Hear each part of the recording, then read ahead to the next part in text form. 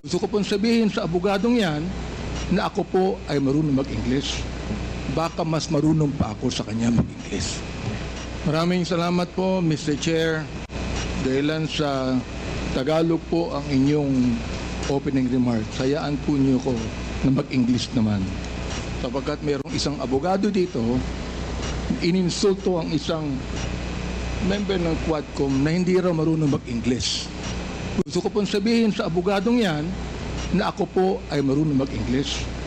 Baka mas marunong pa ako sa kanya mag-English. Ito po ang opening remarks ko sa ating Senior Deputy Speaker, sa ating Deputy Speaker, sa aking mga co-chairs, ladies and gentlemen, colleagues at mga kababayan. Today marks a significant development in our ongoing inquiry. Gusto ko yung abogado natin na nang insulto dito sa isang member natin dito, makinig na mabuti at i-correct niya ang English ko kung kinakailangan. For the first time, former President Rodrigo Duterte will appear before this committee to answer questions posed by its members. I would like to begin by thanking him for his presence. Thank you, Mr. President, for coming here. Rest assured po that Congress recognizes your role as our former president, and we will extend to you the respect that the position deserves. Maraming salamat po. Respect, but not deference, Mr. Chairman. However, my friends, colleagues, let me draw a clear line here. While we should be respectful, we cannot be differential. Mga kababayan, watching today with us, it is important to stress that respect and deference are two different things. It is vital that we, as representatives of the people, remember that distinction, because our ultimate allegiance is not to any one individual, no matter how high their office. We answer to a power greater than any president. We answer to the Filipino people and to God. As Scripture reminds us in Romans 10:3, and I quote, "Since they did not know the righteousness of God and sought to establish their own, they did not submit to God's righteousness." Our fidelity belongs to the Lord alone. Our mission is to seek the truth, and we shall not be swayed from that path. As we have said time and time again, we have organized this inquiry with a solemn purpose to recommend avenues for justice to be served, seek accountability, and uncover the truth as we adhere to the rules of inquiry in aid of legislation. And inherent to this is our moral obligation to stop the vicious cycle of extrajudicial killings against our people who cannot defend themselves, to stop the blatant violations of our Constitution and our laws by scheming individuals and criminal syndicates, and to abate the social menace of illegal drugs. It is our sincere hope that the former President's presence here today will aid this objective, not hinder it. Today, we ask everyone here, including the former President, to speak openly and honestly, as this inquiry's goal is not to cast blame for its own sake, but to serve the cause of justice. Mr. Chairman, marahil po, hindi na ako nakikilala ng ating former President. Magpapakilala po muli ako. Mr. President, ako po si Bishop Benny Abante, ang Pangulo ng Bible Mode, Bible Believers League for Morality and Democracy, na mayroong 6,000 churches sa buong mundo. Kung naalala nyo, Mr. President, bago kayo tumakbo and you were still deciding to run, I was invited by a common friend to meet with you. And we did at the Fairmont Hotel in Makati. I hope that you would remember that. With me are two pastors.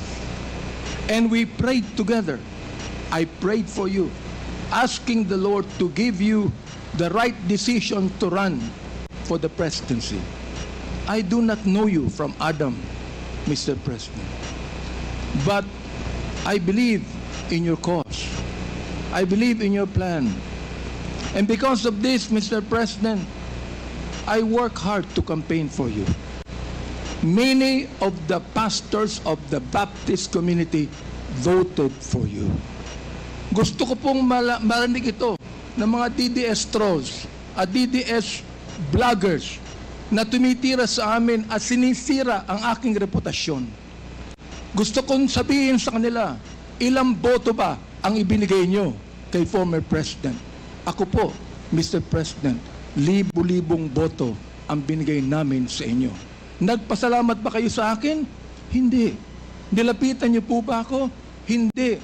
Mabuti pa, Senator Bongo, Mr. President, nagpunta sa aking simbahan at nagpasalamat sapagkat sinuportahan namin kayo at siya, Mr. President.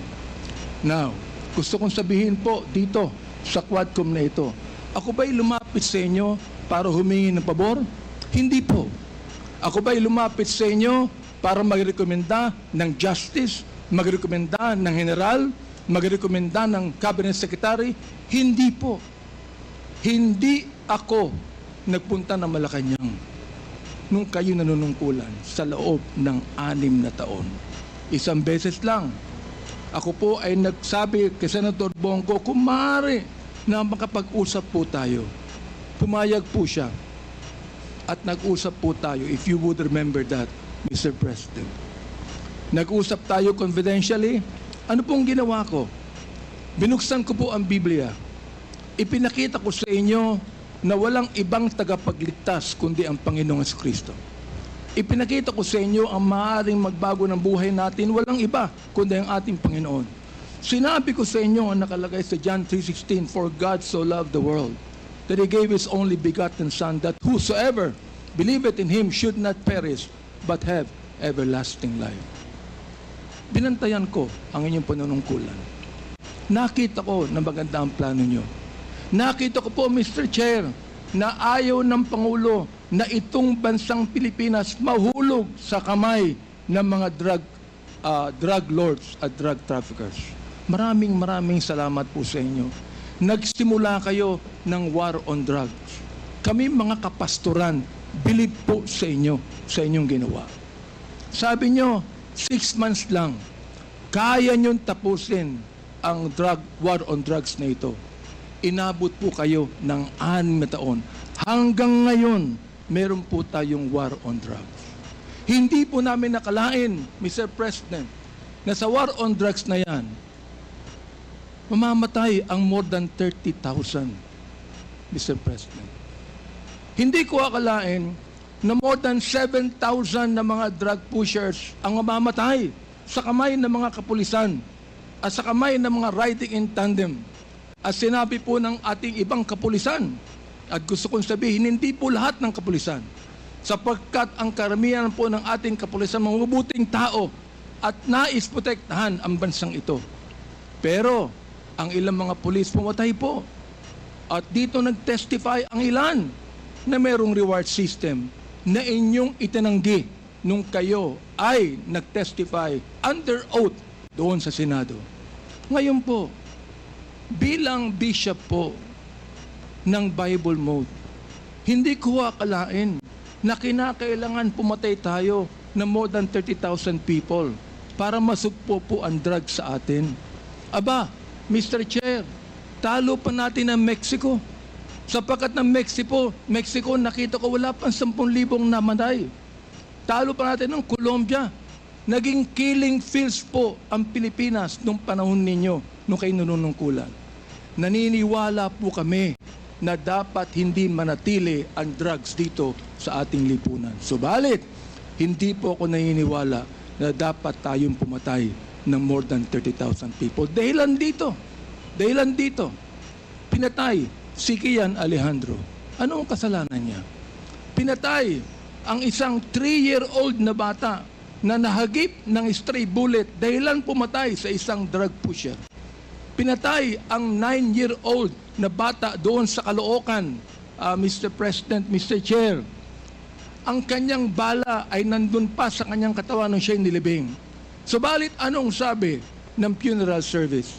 Siya po'y namatay dahil sa pneumonia. Pinatay po ang isang driver ng tricycle driver sapagkat sinakay niya ang isang drug pusher.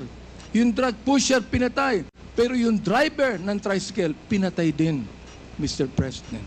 Hindi niyo po alam to. Hindi niyo po alam to.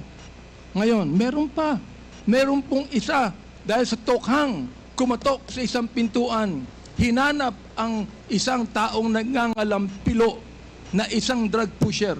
Hindi nakita, pinatay, yung pinagtanungan. Yung pilo, buhay pa, Mr. President, Mr. Chair.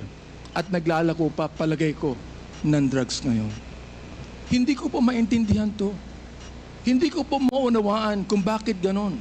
Samantalang sinuportahan kayo ng maraming pastor ng Baptist community. Ang ilang mga kapastoran po nandito at ilang mga pastor namin nanonood ngayon at pinapakinggan ang aking tinig, Mr. Chair. Ako po ay binabas araw-araw ng mga bashers ng DDS troll, ng DDS bloggers.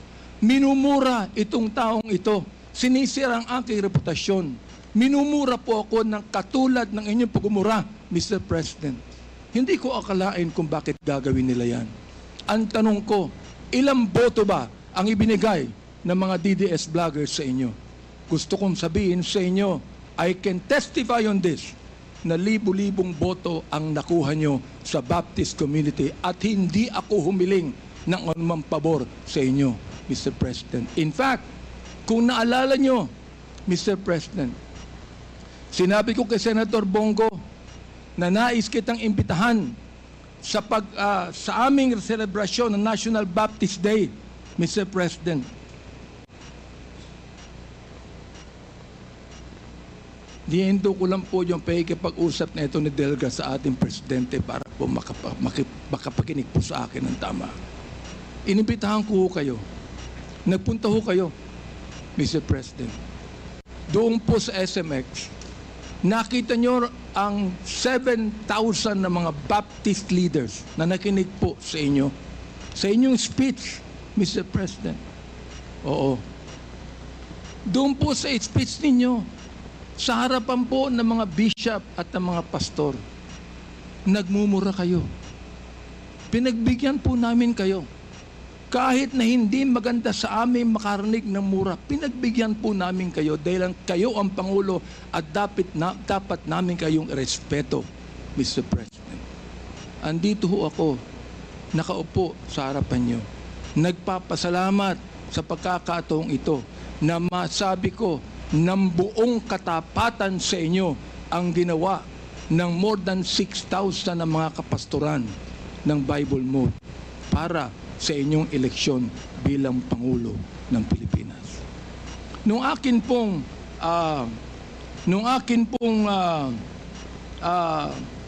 nag-file ako ng bill, Mr. President, yung pong tinatawag nating Republic Act 11897, an act declaring the second Thursday of January of every year as special working holiday to be known as National Baptist Day. Sinuportahan po ito ng lahat ng mga congressman. Sinuportahan po ito ng lahat ng mga senador.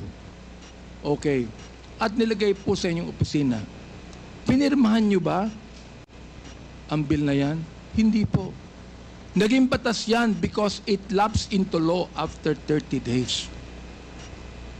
Pero okay lang po sa amin yun. Okay lang po sa amin yun. Yun na lang siguro ang maaaring pasalamat ninyo, Mr. President, sa amin. Bilang pagboto namin sa inyo ng mga libo-libo mga Baptist leaders at Baptist members sa buong kapuluan. Hanggang ngayon, nirerespeto po kayo ng aming kapastoran. Hanggang ngayon, pati yung kapastoran po namin sa Mindanao, ginagalang kayo. Marami kami pastor sa Davao na ginagalang po kayo. Bakit po? Sapagkat kayo ay naging Pangulo ng Pilipinas. Ang kahilingan lang po namin dito, Mr. President, habang kayo po ay kinakausap namin ngayong umaga. Ang kahilingan lang po namin dito ay sana po naman respetuhin po ninyo ang Quadcom hearing na ito sa pamamagitan ng hindi paggamit ng mga vulgar words, Mr. President. Sapagkat gusto kong sabihin sa inyo bilang warning na kapag kayo po ay nagmura sa Quadcom hearing na ito, I will make a point of order on you. Meron po akong batayan na batas sa tinatawag po nating disturbance of proceedings. Gusto kong basahin doon po sa Psalms 109, 17 to 18 and 28. Hindi ko alam kung naniniwala kayo sa Diyos. Hindi ko alam kung naniniwala kayo sa Biblia. Samantalang sa isang pagkakataon, tinawag niyo ang Diyos na stupid, Mr. President. Tinanggap po namin yan sapagkat kayo Pangulo. Oo. At nagpapasalamat ako. Hanggang ngayon po, buhay pa kayo. Kahit na po tinawag niyo ang Diyos na isang stupido, Diyos. Oo. Hindi ko alam kung katanggap-tanggap yan sa lahat na mga nakikinig sa akin ngayong umaga. Pero ito po, gusto kong basahin sa inyo bilang isa rin namang warning. Sa wikang Tagalog, babasahin ko. Sapagkat iniisip niya, ang manumpa, ang magsabi ng masama, kaya darating yaon sa kanya, sapagkat hindi siya nalugod sa pagpapala, kaya't malayo yaon sa kanya. Dahil binihisan niya ang sarili niya ng pagsabi ng masama o pagsumpa na gaya ng kanyang sariling damit, yaoy papasok sa kanyang kalooban na gaya ng tubig at gaya ng langit sa kanyang mga buto. Hayaang sumumpa sila. Hayaang sila ay magmura. Ngunit magpala ka. Ang kahilingan po namin ngayon, Mr. President, sana po, imbis na mura ang marinig namin sa inyo, sana po, bigyan nyo kami ng pagpapala sa Quadcom na ito. Sapagkat hindi personalidad ang tinutukoy namin dito. Ang tinutukoy po natin ito, issue na kinakailangan po natin tuldukan sapagkat ito po'y kailangan ng ating bayan. Kapag sila'y bumangon, sila'y mapapahiya, ngunit ang iyong lingkod ay magagalak. Yan po ang sinabi sa Salmo, Mr. Chair, Mr. President. Salamat po sapagkat hinayaan niyo ako na magsabi sa inyo ng buong katapatan na walang halong anumang pagkukunwari, Mr. President. Ginagalong ko pa rin po kayo. Hindi po dahilan ay kayo, kundi dahilan sa minsan naging Pangulo kayo ng Pilipinas. Kaya nga po ang aking opening remarks is what? Respect, not deference. We are not here to give you obeisance. We are not here to give you obedience. We are not here to submit to you. We are here as equal members of this House, Mr. President, Mr. Former President. You are now a private citizen. And I hope and pray that you would give us equal respect as we give you equal respect today. Maraming salamat po, Mr. Chair.